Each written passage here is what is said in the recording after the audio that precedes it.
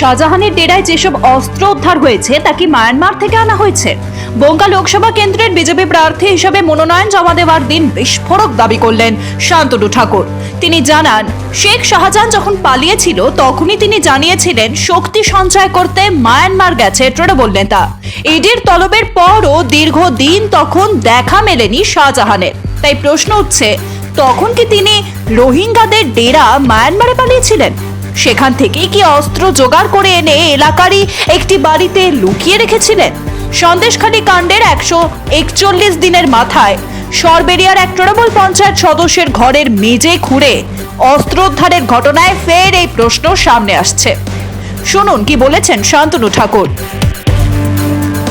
আমি তো বলে দিয়েছিলাম অনেক আগে যে ও মায়ানমারে গেছে শক্তি জোগাতে। এখন ধরা পড়েছে, শক্তি জুগিয়ে এনে যখন স্ট্রাকচার রেডি তখন ওকে ধরেছে।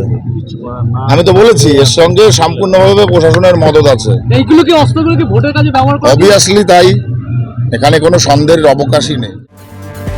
এদিন প্রচুর সমর্থক নিয়ে বারাসাতের মনোনয়ন জমা দিতে যান শান্তনু ঠাকুর। তিনি বলেন, জনগণ তার সাথে আছে, তাই এই ভিড়।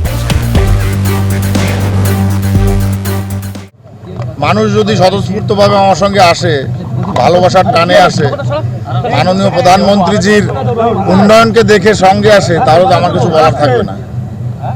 আমার লোকসভাতে ব্যাপক হারে উন্নয়ন হয়েছে, যে কারণে মানুষ খুশি এবং যে কারণে এত লোক সমাবেত হয়েছে একসঙ্গে। সিএএ লাগু হয়ে যাওয়ার পর মতুয়া সমাজ পুরোটাই বিজেপির পক্ষে। মতুয়া ঠাকুরবাড়ির অন্দরে এই নিয়ে বিরোধ চললেও ওই কেন্দ্রের ভোটাররা মোদির জয়গানেই ব্যস্ত।